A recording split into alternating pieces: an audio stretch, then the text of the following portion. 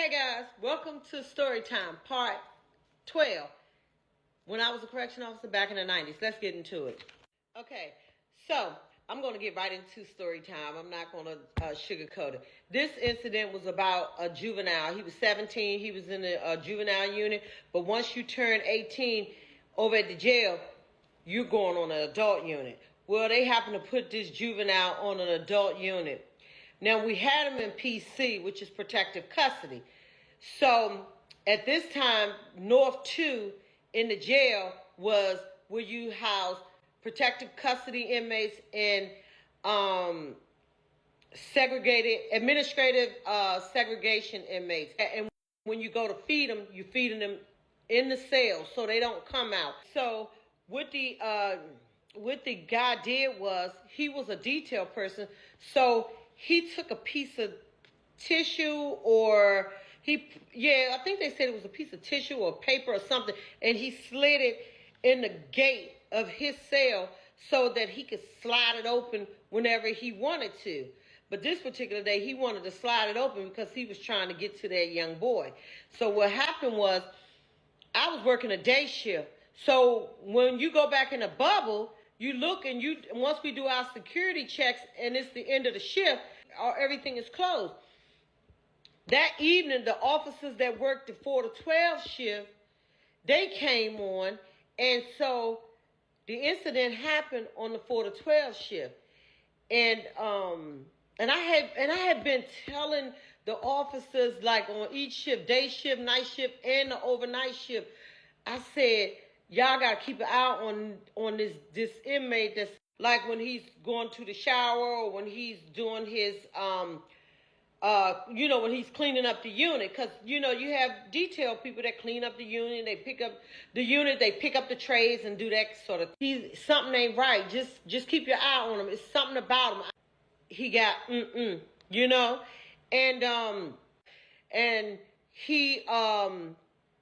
he cried out to the officers, and then he told the officers that was in the bubble that he had just been assaulted. And because, it was embarrassing, and he didn't want the other inmates to hear, that's, for a man, that's your manhood. Like, it was just so fucked up. And I kept telling him to watch this damn inmate. I knew something was up with him. I just knew it because I used to watch how he used to watch other inmates. I just watched him, and he was sneaky. And it's just an instant. I just knew it. I just knew something was up with this dude. And so what happened was, the little young guy, they said he went to take a shower. And when he was in the shower area, I guess the officers that was on duty or whatever, they wasn't paying no attention, or they had their back turned, or whatever the case may be. The inmate that was in cell 13, the detail guy, well, he slid that cell door open, and when the guy was in the shower, when the young boy got out the shower, when he got out the shower, he was met with that man. And of course, in his cell, so he was locked up, and we found out that he did had a paper, he had something to jam his cell so that he could get out. And so they locked him down, and they took the juvenile out of the unit and placed him in another segregated unit, PC unit. And that next day when I came to work, and when they told me what happened, man, I looked at that inmate. When I tell you, you'd have thought I was that little boy's mother. I cussed that motherfucker out so bad. I said, "You disgusting bitch." Like, anything you can think of, I said it. Oh yeah, I cussed him out. I said, I knew you was sneaky. I knew you was up to no good. Man, what you did to that baby, you was a piece of shit. I cussed this inmate out. I read him from head to toe. And I really was hurt by that. I felt that it was as if he was my own child. Like, he didn't deserve that. And the sad part about it is, I'm going to call him a baby because he was. And,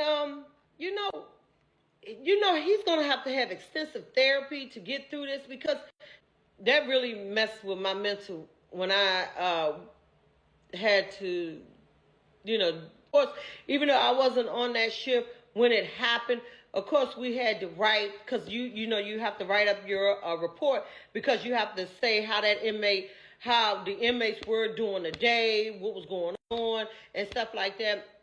And I wrote, and I added in extra shit. Just because, yeah, COs do that too. But in this case, I did do it because I was pissed. But yeah. So we got the juvenile, the baby, back to another private unit, you know, another PC unit, and what was it, 13? I don't know, but just stay tuned for the next story time.